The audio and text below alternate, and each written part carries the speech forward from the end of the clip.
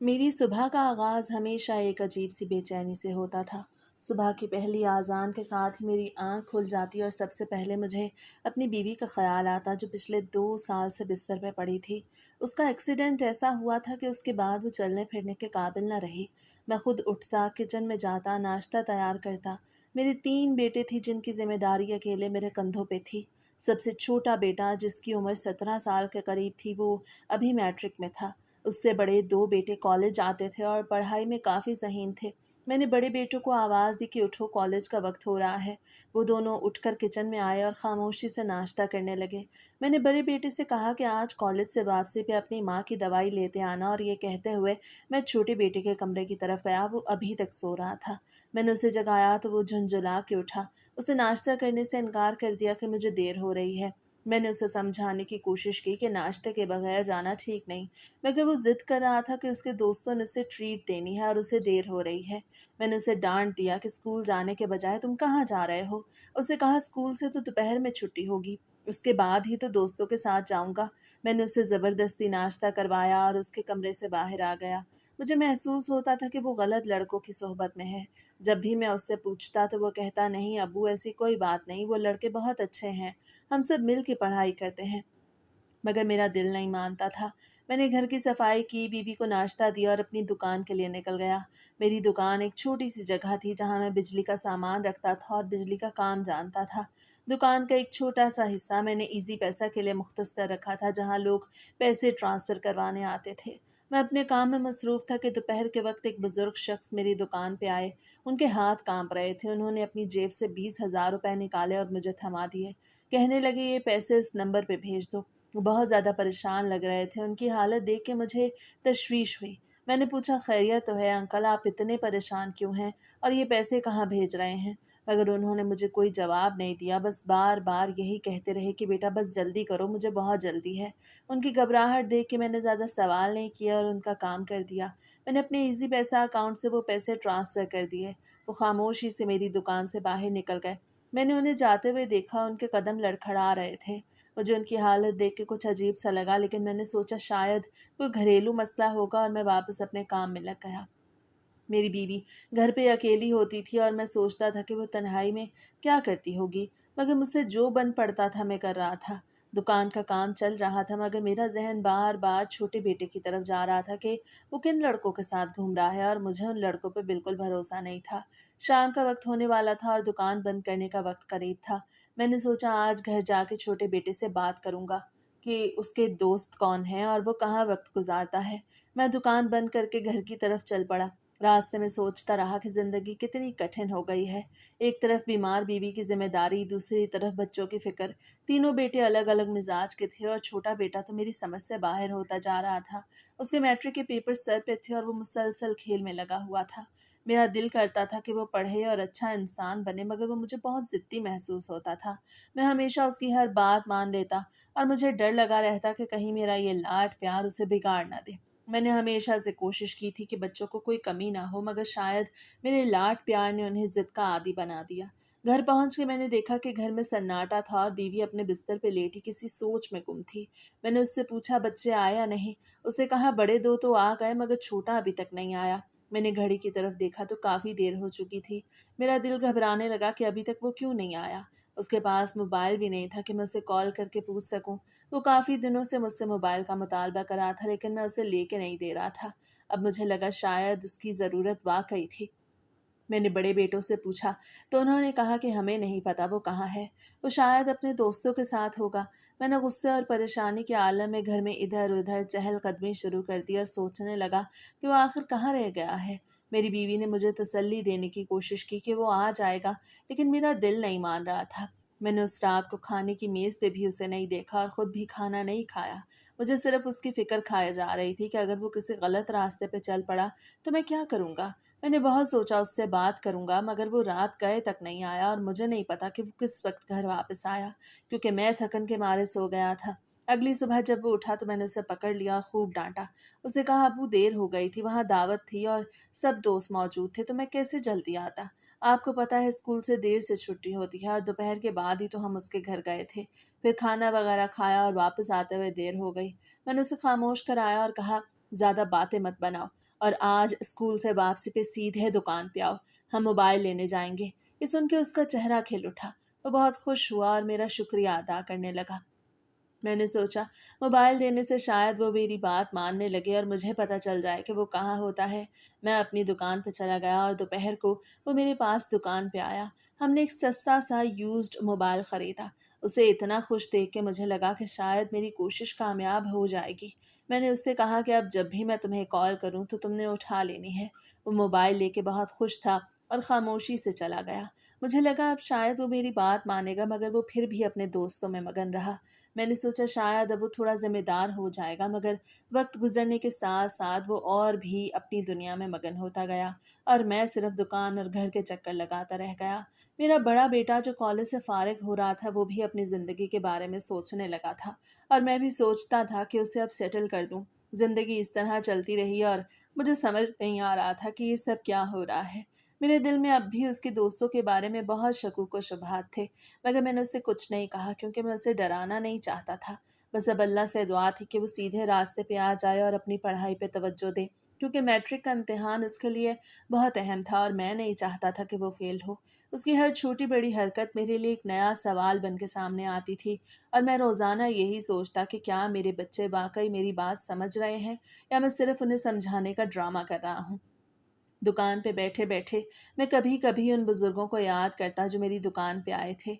ये मेरी ज़िंदगी का सबसे बड़ा मकसद बन गया था कि मैं अपने बेटों को सही रास्ते पे देखूं और उन्हें एक अच्छी ज़िंदगी गुजारते हुए देखूं। अगले दिन मेरे बड़े बेटे अरसलान के रिश्ते की बात करने हम सब जब करीबी शहर मेरी बहन के घर पहुंचे तो मौसम काफ़ी गर्म था, लेकिन घर की रौनक देख के कुछ सुकून महसूस हुआ। मेरी बीवी जो गाड़ी में बैठ के थक चुकी थी उसे बड़ी मुश्किल से अंदर ले जाया गया। मेरी बहन ने हमारा बहुत पुरजोश इस्तकबाल किया। मिठाइयों का दौर चला और बातों बातों में मेरे बड़े बेटे के रिश्ते की बात निकली। सबने ही उस रिश्ते के लिए खुशी का इजहार किया। लेकिन उस खुशी के माहौल में मेरा छोटा बेटा बिल्कुल अलग थलग बैठा था। उसके चेहरे पे ना वो मुस्कुराहट थी जो आम तौर पे होती है और ना ही वो महफिल में दिलचस्पी ले रहा था। वो बार बार मुझसे कह रहा था कि अबू बस भी करें, घर चलते हैं, मुझे यहाँ अच्छा नहीं लग रहा। उसका ये रवैया मुझे अजीब लग रहा था क्योंकि वो हमेशा से ही थोड़ा लाडला रहा था, मगर आज वो हद से ज़्यादा बेचैन था। फिर हमने सोचा कि एक 1.5 साल के अंदर शादी कर देंगे। अभी हमारे पास शादी के लिए कोई बड़ा बजट नहीं था, इसलिए हमने बस बात पक्की करके वापसी का प्रोग्राम बनाया। वापसी का सफ़र काफ़ी तवील था। घर के अंदर कदम रखते ही मुझे अपने छोटे बेटे की आवाज़ आई। वो अपने कमरे में जा चुका था और फ़ोन पर किसी से बातें कर रहा था। उसकी आवाज़ में एक अजीब सी शिद्दत थी। वो कह रहा था कि हाँ यार, कल मिलेंगे। बस आज मैं घर वालों के साथ कहीं चला गया था, वरना मैं ज़रूर आता। ये सुन के मुझे शदीद गुस्सा आया। हम अभी इतनी दूर से वापस आए थे और उसे अपनी फ़िक्र थी कि वो अपने दोस्तों को वक़्त नहीं दे सका। मेरा दिल चाहा कि अभी कमरे में जाऊँ और उससे पूछूँ कि आखिर ये कौन है जिससे वो इतनी बेताबी से बात कर रहा है। लेकिन मैंने खुद को रोक लिया। मुझे लगा बार बार टोकने से बच्चे ज़िद्दी हो जाते हैं और मैं उसे खोना नहीं चाहता था। वो फ़ोन चार्जिंग पे लगा के जैसे ही बाहर निकला तो उसने मुझे देखा। उसकी नज़रें फ़ौरन झुक गईं। वो मेरा सबसे छोटा बेटा था, मुझे उससे बहुत प्यार था। वो पढ़ाई में भी अच्छा था, मगर उसकी ये दोस्तियाँ और ये फ़ोन कॉल्स मुझे अंदर से खाए जा रही थीं। उस रात मैं देर तक सो नहीं पाया, बस इसी कश्मकश में रहा। क्या मेरा बेटा वाक़ई गलत रास्ते पे है या मेरा शक ही मुझे पागल कर रहा है? अगले दिन मामूल के मुताबिक दुकान का काम शुरू हुआ, लेकिन जहन में वही बातें घूम रही थीं। मैंने सोचा आज उससे संजीदगी से बात करूंगा, लेकिन दुकान के कामों में ऐसा उलझा कि दोपहर हो गई। उसका स्कूल से वापसी का वक्त हो चुका था, मगर वो फिर से गायब था। मैंने बड़े बेटे से फ़ोन पे पूछा तो उन्होंने लाइल्मी का इजहार किया। मुझे वो दिन याद आने लगे जब वो छोटा सा होता था और हर बात मुझसे शेयर करता था। अब वो मुझसे दूर होता जा रहा था। कभी कभी लगता था कि ये मोबाइल उसके लिए एक लानत बन गया है। उसे चार्जिंग ख़त्म होने का डर रहता और घर आते ही उसे बस कॉल्स की फ़िक्र होती थी। मैं दुकान पे बैठा सोच रहा था कि क्या मुझे उसके फ़ोन की तलाशी लेनी चाहिए? क्या ये एक बाप का फ़र्ज़ नहीं है? मगर फिर डर लगता कि कहीं उसका एतमाद हमेशा के लिए ख़त्म ना हो जाए। मेरी ज़िंदगी दुकान और घर के दरमियान एक चक्कर बन के रह गई। दुकान का वो बिजली का काम, वो ईज़ी पैसा की ट्रांज़ैक्शन, सब कुछ अब एक बोझ महसूस होने लगा। उस रोज़ जब वो रात को वापस आया तो मैंने उसे कुछ नहीं कहा, बस उसका चेहरा देखा। वो थका हुआ था और उसकी आँखों में एक ऐसी चमक थी जो मुझे समझ नहीं आ रही थी। मुझे ऐसा लगता था कि वो किसी बहुत बड़ी मुश्किल में है या फिर किसी ऐसी चीज़ का शिकार हो रहा है जिसका मुझे अंदाज़ा नहीं। कभी वो हंसने लगता तो कभी बिल्कुल खामोश हो जाता। ये कैफियत मुझे डराने लगी थी। मेरे बड़े बेटे ने अपनी ज़िंदगी में मस्त थे। वो कॉलेज जाते, पढ़ते और अपने मुस्तकबिल के ख्वाब देखते। लेकिन ये छोटा हमेशा से ही एक सवाल या निशान था। इसकी पढ़ाई, इसका स्कूल, इसके दोस्त, सब कुछ एक उलझी हुई गुत्थी की तरह था जिससे मैं खोलना चाहता था मगर डरता था कि कहीं ये और ज़्यादा ना उलझ जाए। मैंने उससे कभी सख्ती नहीं की। शायद यही मेरी सबसे बड़ी गलती थी। मैं उसे प्यार से समझाने की कोशिश करता, कभी उसे नसीहत करता, लेकिन वो बस सर झुका के सुन लेता और फिर वही काम करता जो उसका दिल चाहता। उस रात जब वो अपने कमरे में जाके सो गया तो मैंने उसके कमरे के बाहर खड़े होकर उसे बहुत देर तक देखा। वो सोया हुआ कितना मासूम लग रहा था, बिल्कुल वैसा ही जैसा तब लगता था जब वो 7 साल का था। मुझे खुद पे गुस्सा आया कि मैं कैसा बाप हूँ जो अपने बेटे को सही रास्ता नहीं दिखा पा रहा। मैंने अल्लाह से दुआ की कि या अल्लाह मेरे बेटे को हिदायत दे और उसे उन गलत दोस्तों से बचा ले जिनके बारे में मेरा दिल गवाही देता था कि वो उसे तबाह कर देंगे। सुबह हुई तो फिर वही मामूल था, बीमार बीवी की देखभाल, नाश्ता बनाना और फिर दुकान पे जाना। आज का दिन कुछ अलग था। हवा में एक अजीब सी गर्मी और हब्स थी। बिजली बार बार जा रही थी और लोग परेशान थे। अब ये सारा साल यूं ही गुजर गया। उस रात घर में काफ़ी तलखी रही। मेरी बीवी जो बिस्तर से उठ नहीं सकती थी वो भी परेशान थी कि छोटे की ये आदतें उसे कहीं बर्बाद न कर दें। मुझसे कहने लगी कि आप इसे सख्ती से क्यों नहीं रोकते। मैं क्या कहता, मेरा तो अपना दिल दो हिस्सों में बटा हुआ था। एक तरफ मेरा प्यार था जो मुझे उसे कुछ कहने से रोकता था और दूसरी तरफ मेरा बाप होने का फ़र्ज़ था जो मुझे उसकी इस्लाह पे उकसाता था। उस रात मैंने फ़ैसला किया कि अब उस पे कड़ी नज़र रखूँगा। मेरी बीवी की तबीयत दिन ब दिन मज़ीद बिगड़ती जा रही थी। आज दोपहर मैंने जैसे-तैसे वक़्त निकाला, रिक्शा मंगवाया और उसे हस्पताल ले गया। अस्पताल के कॉरिडोर में मरीज़ों का शोर और डॉक्टरों की भाग-दौड़ देख के मेरा सर चकराने लगा। मैंने उसे वहाँ एडमिट करवाया और सारी दवाएँ वग़ैरह ला के दीं। मुझे उस वक़्त ये भी याद नहीं रहा कि दुकान पे क्या हो रहा होगा, क्योंकि मेरी दुनिया उस वक़्त अस्पताल के उस छोटे से कमरे तक महदूद होके रह गई थी। जब मैं अस्पताल से फ़ारिग होके शाम को घर वापस पहुँचा, तो घर के अंदर से ऊँची आवाज़ें आ रही थीं। दरवाज़ा खोलते ही जो मंज़र मेरी आँखों के सामने था, उसने मेरे औसान ख़ता कर दिए। मेरा बड़ा बेटा गुस्से में लाल-पीला हो रहा था और छोटा उसके सामने सीना तान के खड़ा था। छोटा बेटा चिल्ला के कह रहा था कि अपने काम से काम रखो, मेरे ज़्यादा बड़े मत बनो, मेरे बाप मत बनो। उसके ये अल्फाज सुन के मेरे कदमों तले से ज़मीन निकल गई। मैंने बिजली की सी तेज़ी से आगे बढ़ के छोटे बेटे के मुंह पे एक ज़ोरदार थप्पड़ रसीद कर दिया। वो एकदम हक्का-बक्का रह गया। मैंने कहा, तुमसे तवक्को नहीं थी कि तुम अपने बड़े भाई से ऐसी ज़ुबान इस्तेमाल करोगे। वो थप्पड़ खाने के बाद रोने के बजाय मुझसे उलझ पड़ा। कहने लगा, बड़े भैया ने मेरे मोबाइल पे मेरे दोस्त की कॉल आ रही थी, उसे कट कर दिया और अब मेरा दोस्त मुझसे नाराज़ है। मैंने उसे डांटा कि इतनी सी बात पर तुम अपने भाई से लड़ाई झगड़े कर रहे हो, तुम्हें कुछ अकल भी है या नहीं। मुझे उस लम्हे एहसास हुआ कि वो वाकई तबाही की तरफ जा रहा है। उसकी हरकतें अब किसी और ही तरफ इशारा कर रही थीं, मगर सच तो ये था कि मैं खुद भी उस वक्त लाइलम था कि दरअसल हमारे घर की दहलीज पे क्या मुसीबत दस्तक दे रही है। वक्त यूं ही गुजरता गया, दिन के साथ दिन बीत रहे थे। मेरा छोटा बेटा अब पहले से ज़्यादा मसरूफ़ रहने लगा था। उसकी हरकतें मुझे हर दिन एक नई मुसीबत की तरफ ले जा रही थीं। मुझे नहीं पता था कि आगे क्या होने वाला है और मैं ये भी नहीं जानता था कि जो सब मैं सोच रहा हूँ वो बिल्कुल गलत है और हम किस मुसीबत में फंसने वाले हैं। घर में बैठ के मैंने सोचा कि क्या वाकई वो इतना बुरा हो गया है जितना मुझे लगता है, या ये सिर्फ मेरा वहम है।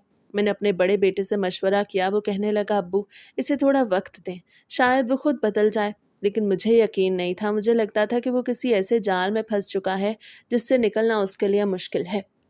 मैंने फिर से अल्लाह से दुआ मांगी कि या अल्लाह मुझे वो रास्ता दिखा जिससे मेरा बेटा सही हो जाए और हमारी ज़िंदगियों में जो ये अंधेरा छाया हुआ है वो दूर हो जाए।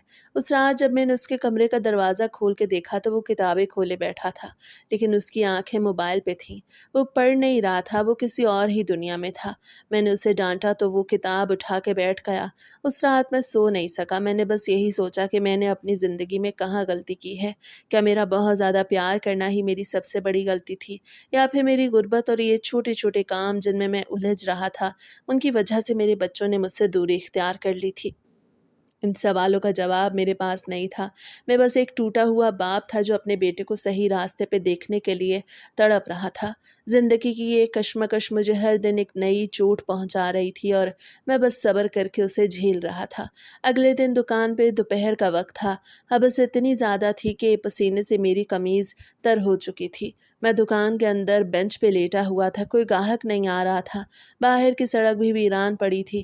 اس وقت محلے کی ایک خاتون میری دکان پہ آئی۔ ان کے چہرے پہ ایک عجیب سی گھبراہٹ تھی۔ کہنے لگی ہمارے گھر کی لائٹ پچھلے کئی گھنٹوں سے خراب ہے، کوئی بھی اسے ٹھیک نہیں کر پا رہا، آپ آ کے دیکھ لیں، بہت پریشانی ہو رہی ہے۔ میں نے سوچا کہ دکان پہ تو ویسے بھی کوئی نہیں، سو میں نے اپنی ٹول کٹ اٹھائی، دکان کا شٹر گرایا اور ان کے ساتھ چل پڑا۔ ان کا گھر محلے کے کونے میں واقع تھا۔ گھر کے اندر پہنچ کر میں نے دیکھا کہ وہاں بہت خاموشی تھی، جیسے سب کچھ ساکن ہو گیا ہو۔ میں سیڑھی لگا کے بجلی کے بورڈ کو ٹھیک کر رہا تھا کہ اچانک اس خاتون کے موبائل پہ کال آئی۔ وہ میرے قریب ہی کھڑی تھیں۔ جیسے ہی انہوں نے فون اٹھایا ان کا رنگ زرد پڑ گیا، ان کے ہاتھ کانپنے لگے۔ وہ ڈری ہوئی آواز میں کہہ رہی تھیں ٹھیک ہے میں سب کر دوں گی، بس تم وہ نہ کرنا جس کا تم کہہ رہے ہو۔ وہ دو ٹوک الفاظ میں بات کر رہی تھیں اور بار بار میری طرف دیکھ کے خوف زدہ ہو رہی تھیں۔ مجھے لگا وہ مجھ سے کچھ چھپا رہی ہیں۔ کال ختم کرتے ہی وہ تیزی سے دوسرے کمرے کے اندر چلی گئیں۔ میں وہیں ساکت کھڑا رہا۔ دل میں خیال آیا کہ آخر اس عورت کے ساتھ کیا معاملہ ہے۔ تھوڑی دیر کے بعد وہ واپس آئیں۔ اب ان کے چہرے پہ ایک عجیب سا اطمینان تھا، جیسے کوئی بڑا بوجھ اتر گیا ہو۔ میں نے پوچھا کیا ہوا، سب ٹھیک تو ہے نا؟ تو انہوں نے بس مختصر سا جواب دیا کہ کچھ نہیں، آپ اپنا کام کریں۔ وہ اندر جا کے کیا کر کے آئیں اور کس سے بات کر کے آئیں، یہ میرے لیے ایک پہیلی بن گئی۔ مجھے وہاں کام مکمل کرنے میں تقریباً 2 گھنٹے لگ گئے۔ گھر کی وائرنگ پرانی ہو چکی تھی، اس لیے کافی وقت لگا۔ جب میں اپنا کام ختم کر کے واپسی کے لیے دروازے کی طرف بڑھا تو اچانک باہر سے دروازہ بجنے لگا۔ خاتون نے تیزی سے جا کے دروازہ کھولا۔ باہر ان کی جوان بیٹی کھڑی تھی۔ اسے دیکھ کے وہ خاتون پاگلوں کی طرح اس کے گلے لگ گئیں، جیسے وہ برسوں بعد ملی ہو۔ ان کی بیٹی حیران ہو کے بولی امی کیا ہوا، آپ ایسے کیوں ری ایکٹ کر رہی ہیں؟ مگر وہ خاتون اس کے سوالوں کا جواب دینے کے بجائے اسے ہاتھ سے پکڑ کے تیزی سے اندر لے گئیں، جیسے وہ نہیں چاہتی تھیں کہ میں کچھ اور دیکھوں۔ میں خاموشی سے وہاں سے پیسے لے کے نکل آیا، لیکن میرے دماغ میں سوالوں کا ایک طوفان تھا کہ آخر اس محلے میں ہو کیا رہا ہے۔ گھر واپس آیا تو ماحول تھوڑا بدلا ہوا تھا۔ بڑا بیٹا خوشی سے پھولے نہیں سما رہا تھا۔ اس نے آتے ہی مجھے خوشخبری دی کہ ابو کچھ ہی دنوں میں ایک پرائیویٹ جاب شروع کرنے والا ہوں، حالات بہتر ہو جائیں گے اور میں چاہتا ہوں کہ آپ میری شادی بھی کر دیں۔ یہ سن کے گھر میں ایک ہلکی پھلکی ہنسی کا ماحول بن گیا۔ چھوٹے بھائی اسے چھیڑنے لگے۔ شادی کے نام پہ سب ہنس رہے تھے۔ میری بیوی جو چل تو نہیں سکتی تھی مگر اس کا لہجہ آج بہت پر امید تھا۔ اسے مسکراتے ہوئے کہا کہ اب بہو آ جائے گی تو آپ کو بھی کام نہیں کرنا پڑے گا۔ میں تو بستر پہ پڑی ہوں اور یہ سب پڑھنے چلے جاتے ہیں، آپ کو اکیلے ہی دکان اور گھر سنبھالنا پڑتا ہے، اب تو آپ کو بھی سکون مل جائے گا۔ یہ سب سن کے میرا دل بھر آیا۔ مجھے اپنی بیوی کی تکلیف اور ان بچوں کا مستقبل نظر آ رہا تھا۔ وہ لمحہ ایسا تھا جہاں مجھے لگا کہ شاید میری زندگی کی تمام مشکلات ختم ہونے والی ہیں۔ سب ہنس رہے تھے لیکن میرا ذہن پھر بھی چھوٹے بیٹے کی طرف چلا گیا۔ میں نے سوچا اگر بڑے کی شادی ہو جائے تو گھر میں کوئی سہارا ہو جائے گا۔ میری بیوی نے کہا کہ آپ کو بھی اب آرام کی ضرورت ہے۔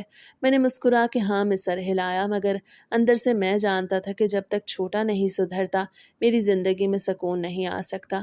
وہ شادی کی بات کر رہے تھے اور میں یہ سوچ رہا تھا کہ کیا چھوٹا بیٹا اپنی حرکتیں بند کرے گا، اس کی پڑھائی، اس کا وہ اسکول کا ریکارڈ اور پھر وہ دوست۔ مجھے ہر وقت یہی ڈر رہتا کہ کہیں وہ کوئی ایسا قدم نہ اٹھا لے جس سے ہماری عزت خاک میں مل جائے۔ اس رات جب سب سو گئے تو میں نے اللہ سے دعا مانگی کہ یا اللہ جو خوشی میرے بڑے بیٹے کی زندگی میں آ رہی ہے وہ باقی رہے اور میرے چھوٹے بیٹے کو بھی ہدایت دے۔ مجھے لگ رہا تھا کہ وقت بدل رہا ہے، شاید یہی وہ تبدیلی ہو جس کا میں انتظار کر رہا تھا، لیکن حقیقت یہ تھی کہ میں طوفان سے پہلے کی خاموشی میں جی رہا تھا۔ مجھے بالکل اندازہ نہیں تھا کہ آنے والے دن میرے لیے کیا امتحان لے کے آ رہے ہیں۔ دکان کا وہ کام، وہ ایزی پیسہ کی ٹرانزیکشنز، وہ بزرگ، وہ خاتون، اور اب یہ گھر کی خوشیاں، یہ سب ایک لڑی میں پروئے ہوئے تھے اور میں اس لڑی کا ایک کمزور سا حصہ تھا۔ میں بس دعا گو تھا کہ سب کچھ خیریت سے گزر جائے اور میرا بیٹا اپنی زندگی کو درست سمت میں لے آئے۔ کیونکہ میری زندگی کی تمام تر امیدیں ان بچوں سے وابستہ تھیں۔ اگلے دن دکان پہ پھر وہی معمول تھا۔ میں سوچ رہا تھا کہ جب شادی کی تیاری شروع ہو گئی تو مجھے کتنی بھاگ دوڑ کرنی پڑے گی۔ بڑے بیٹے نے کہا کہ وہ اپنی جمع پونجی سے شادی کا خرچ اٹھائے گا۔ یہ سن کے مجھے بہت تسلی ہوئی، وہ واقعی سمجھدار ہو رہا تھا۔ چھوٹے کے بارے میں سوچ کے میں نے پھر سے دل کڑا کیا کہ اسے بھی کسی ہنر میں لگاؤں گا تاکہ وہ بھی کچھ سیکھ سکے۔ دکان پہ بیٹھے بیٹھے مجھے اچانک احساس ہوا کہ شاید میں نے اسے بہت آزادی دے دی ہے۔ لوگ کہتے ہیں کہ آج کل کے دور میں بچوں کو آزادی نہیں بلکہ نگرانی کی ضرورت ہوتی ہے۔ میں نے فیصلہ کیا کہ اب میں اس کی ہر حرکت پہ نظر رکھوں گا۔ گرمیاں اپنے عروج پہ تھیں، دکان کے اندر حبس کا عالم تھا۔ چھت پہ لگا وہ پرانا پنکھا اپنی تڑتڑاہٹ کے ساتھ گھوم رہا تھا، جیسے اپنی بے بسی کا اظہار کر رہا ہو۔ باہر سڑک پہ چلتی گاڑیوں کا شور بھی آج کچھ عجیب لگ رہا تھا، جیسے میری سماعتوں پہ بوجھ بن رہا ہو۔ میں اپنے کاؤنٹر پہ بیٹھا بجلی کے تاروں کے الجھے ہوئے سروں کو دیکھ رہا تھا، لیکن میرا ذہن کہیں اور تھا۔ پچھلے کچھ عرصے سے گھر کے حالات، بیوی کی علالت اور سب سے بڑھ کے میرے چھوٹے بیٹے کی بدلتی ہوئی زندگی نے مجھے ذہنی طور پہ تھکا دیا تھا۔ اچانک دکان کی خاموشی کو چیرتی ہوئی میرے فون کی گھنٹی بجی۔ میں نے اسکرین دیکھی تو کوئی انجان نمبر تھا۔ میں نے سوچا شاید کوئی کسٹمر ہوگا، مگر کال اٹھاتے ہی جو آواز میرے کانوں سے ٹکرائی اس نے میری روح تک کو لرزا کے رکھ دیا۔ ہیلو، تمہارا بیٹا ہمارے پاس ہے۔ دوسری طرف سے ایک بھاری کرخت اور بے رحم آواز آئی۔ اگر چاہتے ہو کہ FIR نہ کٹے اور کچھ لین دین کرو، ہم نے اسے چرس پیتے ہوئے رنگے ہاتھ پکڑا ہے۔ میری زبان تالو سے چپک گئی۔ میرے ہاتھ جو ابھی تاروں کو جوڑ رہے تھے یکدم کانپنے لگے۔ کون سا بیٹا؟ میری آواز اتنی دھیمی تھی کہ مجھے خود بھی سنائی نہ دی۔ میں نے پوچھا کون سا بیٹا تو سامنے والے نے میرے چھوٹے بیٹے کا نام لیا اور اس کے شناختی کارڈ کا نمبر بھی درست بتا دیا۔ وہ لمحہ ایسا تھا جیسے میرے گرد و پیش کی دنیا سمٹ کے ایک تاریک گڑھے میں گر گئی ہو۔ میرا چھوٹا بیٹا جس کے لیے میں دن رات ایک کر رہا تھا، جس کی ضدوں کو میں نے کبھی اپنی غربت کی وجہ سے پورا نہیں کیا تھا، وہ آج ایک مجرم کی حیثیت سے تھانے کی سلاخوں کے پیچھے تھا۔ نہیں، میرا بچہ ایسا نہیں کر سکتا۔ میں تقریباً چیخ اٹھا۔ زیادہ جذباتی نہ ہو۔ وہ کرخت آواز آئی۔ 50,000 روپے کا انتظام کرو اور ایزی پیسہ کر دو۔ اگر تم نے کسی کو بتانے کی یا وقت ضائع کرنے کی کوشش کی تو یاد رکھنا یہ کیس بہت سخت ہے۔ تمہارے بیٹے کی پوری زندگی جیل میں گزر جائے گی۔ اس کا مستقبل ہمیشہ کے لیے ختم ہو جائے گا۔ کال کٹ گئی۔ میرے کانوں میں سناٹا تھا مگر دل میں قیامت برپا تھی۔ میں کرسی پہ گرنے ہی والا تھا کہ خود کو سنبھالا۔ 50,000! آج میرے پاس دکان کے دراز میں صرف چند سو روپے تھے۔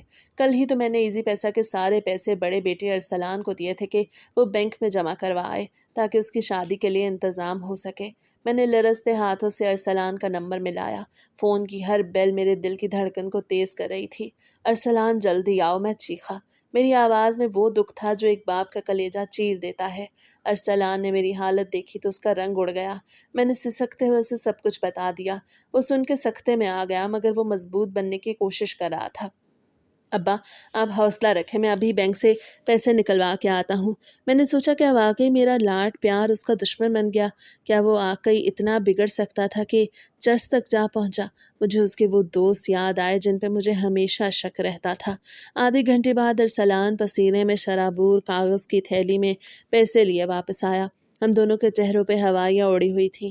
میرے چھوٹے بیٹے کا نمبر بن جا رہا تھا۔ ہم دونوں کے ذہن میں صرف ایک ہی بات تھی کہ کسی طرح کسی بھی قیمت پہ اسے اس دلدل سے نکالنا ہے۔ اگر اس پہ یہ داغ لگ گیا تو لوگ کیا کہیں گے؟ اس کا مستقبل کیا ہوگا؟ ہم ایک ایسے باپ اور بھائی کے کردار میں تھے جو اپنی جان بھی دینے کو تیار تھے، لیکن اس وقت ہمیں اندازہ ہی نہیں تھا کہ ہم اپنی جمع پونجی کے ساتھ ساتھ اپنے جذبات کو بھی ایک ایسے شکاری کے حوالے کر رہے ہیں جو ہمیں نوچ کھانے کے لیے تیار بیٹھا ہے۔ میری زندگی کے وہ 50,000 روپے نہیں تھے، وہ میری بیوی کی دوائیوں، بچوں کی تعلیم اور میری عزت کا نچوڑ تھے، اور ہم اسے لٹانے کے لیے تیار تھے۔ میں نے اپنی آستین سے آنسو پونچھے، ارسلان کا ہاتھ پکڑا اور ہم دکان سے باہر نکلے۔ وہ سڑک آج بہت لمبی لگ رہی تھی، جیسے ہمیں کسی قبرستان کی طرف لے جا رہی ہو۔ دوپہر کی تپش اب اپنے عروج پہ تھی۔ سورج جیسے آگ برسا رہا تھا اور سڑک سے اٹھتی ہوئی لو کے تھپیڑے ہمارے چہروں پہ آ کے لگ رہے تھے، لیکن میرے جسم کے اندر ایک عجیب سی برفانی سردی اتر چکی تھی۔ خوف کا وہ زہر جو اس کرخت آواز نے میرے اندر اتارا تھا وہ اب میری رگوں میں دوڑ رہا تھا۔ 50,000 روپے کی وہ گڈی جو ارسلان نے ایک پرانے مٹیالے کاغذ کے لفافے میں بند کر رکھی تھی، اس کے ہاتھ میں اس طرح کانپ رہی تھی جیسے کوئی بم ہو۔ جو کسی بھی وقت پھٹ سکتا ہے۔ ابا جلدی کریں، ہمارے پاس وقت بہت کم ہے، ارسلان نے میری آستین کو کھینچتے ہوئے کہا۔ اس کی آواز میں موجود تھر تھراہٹ نے میرے دل کو ایک بار پھر جھنجھوڑ کے رکھ دیا۔ ہم دونوں نے شہر کی اس بڑی مارکیٹ کی طرف دوڑنا شروع کر دیا جہاں ایزی پیسہ کا ایک بڑا نیٹ ورک تھا۔ میرے قدم جیسے زمین میں دھس رہے تھے، ہر قدم اٹھانا ایک پہاڑ سر کرنے جیسا تھا۔ راستے میں جتنے بھی لوگ گزر رہے تھے مجھے ایسا لگ رہا تھا وہ سب ہمارے چہروں پہ لکھی ہوئی ذلت کو پڑھ رہے ہیں۔ مجھے بار بار اپنے چھوٹے بیٹے کا معصوم چہرہ یاد آ رہا تھا، وہ 17 سال کا بچہ جو ابھی بھی میری گود میں بیٹھنے والے بچے کی طرح تھا۔ وہ چرس کیسے پی سکتا تھا؟ وہ تھانے میں مجرموں کی طرح کیسے بیٹھ سکتا تھا؟ کیا پولیس والوں نے اسے مارا ہوگا؟ کیا اس نے روتے ہوئے مجھے پکارا ہوگا؟ ان سوالوں نے میرے دماغ کے اندر ایک ایسی کشش پیدا کر دی کہ مجھے علی کے علاوہ کچھ اور دکھائی نہیں دے رہا تھا۔ میں نے ارسلان سے کہا کہ اگر شائستہ کو پتہ چل گیا تو وہ جی نہیں پائے گی۔ اگر اسے معلوم ہو گیا کہ اس کا لاڈلا جس کے گھر لوٹنے کا وہ گھنٹوں انتظار کرتی تھی ایک منشیات فروش یا چرسی کے نام سے تھانے میں بند ہے تو اس کا کمزور دل یہ صدمہ کبھی برداشت نہ کر پاتا۔ ابا امی تک یہ بات نہیں پہنچے گی، میں وعدہ کرتا ہوں، بس آپ خود کو سنبھالیں۔ ارسلان نے میرے کندھے پہ ہاتھ رکھا لیکن اس کا اپنا چہرہ سفید پڑ چکا تھا۔ ہم ہانپتے کامتے اور پسینے میں شرابور اس مشہور دکان کے سامنے پہنچے جہاں ایزی پیسہ کا بڑا بورڈ لگا ہوا تھا۔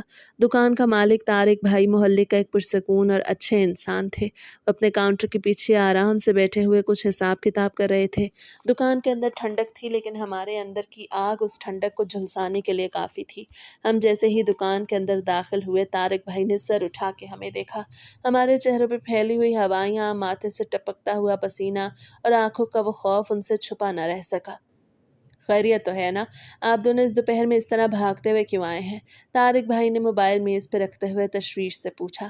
طارق بھائی جلدی کریں، بہت بڑی ایمرجنسی ہے، اس نمبر پہ فوراً 50,000 روپے ٹرانسفر کریں۔ ارسلان نے کاؤنٹر پہ وہ کاغذ کا لفافہ رکھتے ہوئے کہا۔ اس کے ہاتھ اس قدر کانپ رہے تھے کہ لفافہ میز پہ رکھتے ہی اس میں سے چند نوٹ باہر نکل آئے۔ طارق بھائی نے پہلے نوٹوں کو دیکھا، پھر ہم دونوں کے چہروں پہ اپنی نظریں جمائیں۔ ان کی آنکھوں میں ایک گہرا سوال تھا جو ایک تجربہ کار دکاندار کی پہچان ہوتا ہے۔ 50,000 اتنی بڑی رقم اس وقت؟ خان صاحب کوئی مسئلہ ہوا ہے کیا؟ آپ کے تو ہاتھ کانپ رہے ہیں، انہوں نے بڑی دھیمی اور پرسکون آواز میں پوچھا جو ہمارے اندر کے طوفان سے بالکل مختلف تھی۔ طارق بھائی آپ بس پیسے بھیجیں، سوال مت کریں، ہمارے پاس ایک ایک منٹ قیمتی ہے ورنہ سب کچھ برباد ہو جائے گا۔ میں نے آگے بڑھ کے کاؤنٹر پہ ہاتھ مارتے ہوئے کہا۔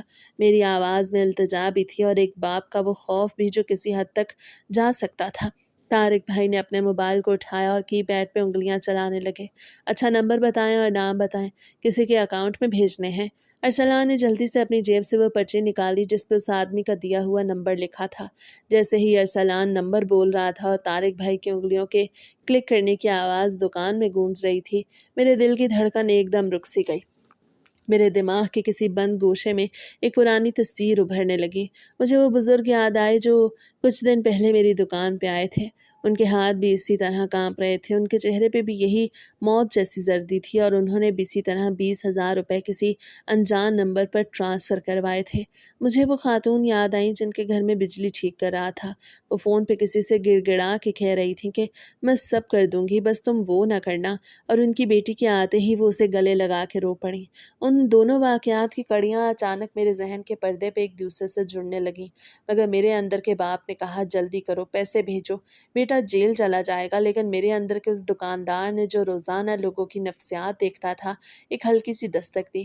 ایک عجیب سا شک، ایک سنسنی خیز بے یقینی میرے وجود میں سر اٹھانے لگی۔ طارق بھائی کی انگلیاں کی پیڈ پہ چل رہی تھیں اور وہ نمبر ٹائپ کر چکے تھے۔ اب وہ صرف اماؤنٹ لکھنے اور اوکے کا بٹن دبانے والے تھے کہ 50,000 روپے ہمارے ہاتھ سے نکل جاتے۔ خوف اور شک کے اس بھیانک تصادم کے بیچ میں نے محسوس کیا کہ جیسے دکان کی فضا بالکل ساکت ہو گئی ہے۔ طارق بھائی کا انگوٹھا اس اسکرین پہ تھا جو ہماری زندگی کی سب سے بڑی غلطی یا سب سے بڑا فیصلہ ثابت ہونے والا تھا۔ میں نے ارسلان کی طرف دیکھا جس کی آنکھیں طارق بھائی کے موبائل پہ ٹکی ہوئی تھیں، اور پھر میں نے وہ فیصلہ کن قدم اٹھانے کا سوچا۔ رک جائیں طارق بھائی، میرے منہ سے یہ جملہ کسی چیخ کی طرح نکلا جسے دکان پہ موجود ہر چیز کو جیسے ساکت کر دیا۔ ارسلان نے چونک کے میری طرف دیکھا، اس کی پیشانی پہ پسینے کے قطرے موتیوں کی طرح چمک رہے تھے۔ ابا آپ یہ کیا کر رہے ہیں؟ ہمیں وقت نکلا جا رہا ہے، اگر پولیس نے پکڑا ہے، ارسلان، تو کیا وہ اتنے آرام سے بیٹھ کے ایزی پیسہ کا انتظار کر رہے ہیں؟ میں نے ہامتے ہوئے پوچھا۔ میری آواز میں اب ایک عجیب سی ٹھہراؤ والی لرزش تھی۔ میں بجلی کا کام جانتا ہوں، میں نے زندگی میں تاروں کے الجھاؤ دیکھے ہیں، لیکن یہ معاملہ کچھ اور لگ رہا ہے۔ طارق بھائی نے اپنا موبائل نیچے رکھا اور اپنی کرسی سے تھوڑا آگے جھکائے۔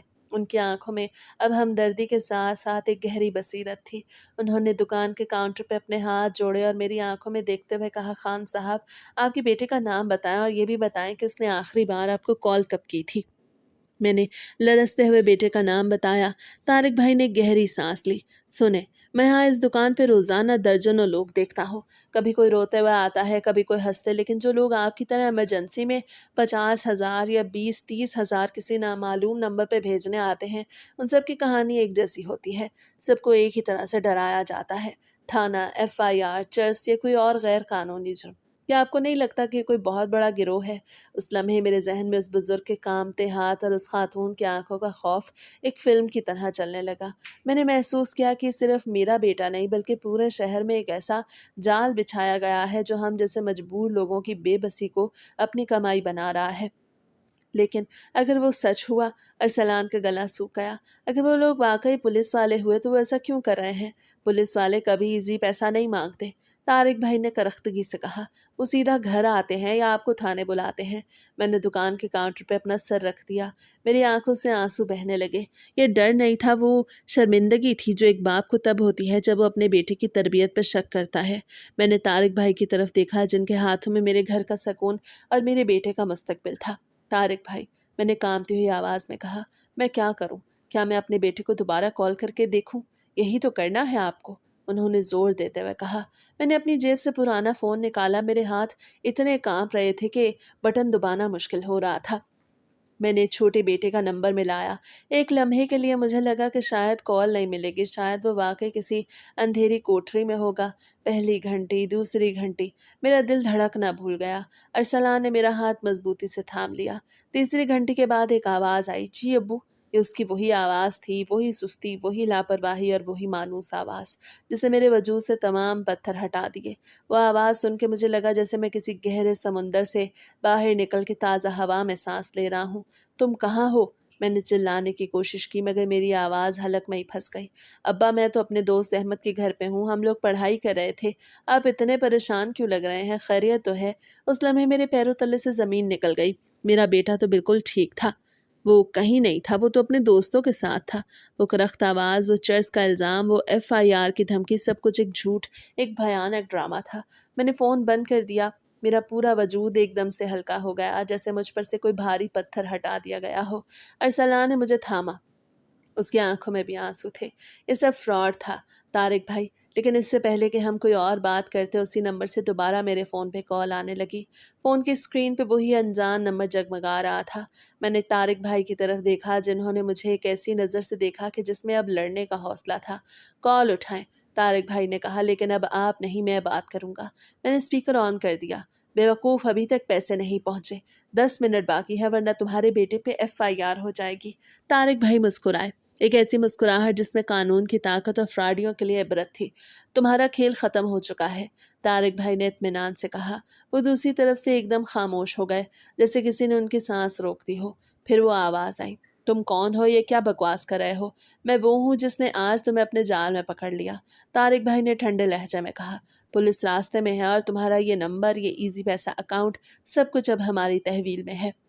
وہاں سے گالیوں کا ایک شور بلند ہوا۔ پھر انہوں نے ایک اور لڑکے کی آواز نکالی جو روتے ہوئے کہہ رہا تھا، ابا مجھے بچا لیں، یہ مجھے مار رہے ہیں۔ وہ آواز اتنی اصلی تھی کہ اگر میں نے اپنے بیٹے سے بات نہ کی ہوتی تو میں آج پھر یقین کر لیتا، لیکن اب سچ کا سورج طلوع ہو چکا تھا۔ اب کوئی ہمیں دھوکہ نہیں دے سکتا تھا، اب وقت تھا ان کے کھیل کو ختم کرنے کا۔ طارق بھائی نے اسپیکر آف کیا اور بڑی تیزی سے اپنے کمپیوٹر پہ کچھ ٹائپ کرنے لگے۔ خان صاحب پریشان نہ ہوں، اب یہ لوگ نہیں بچیں گے۔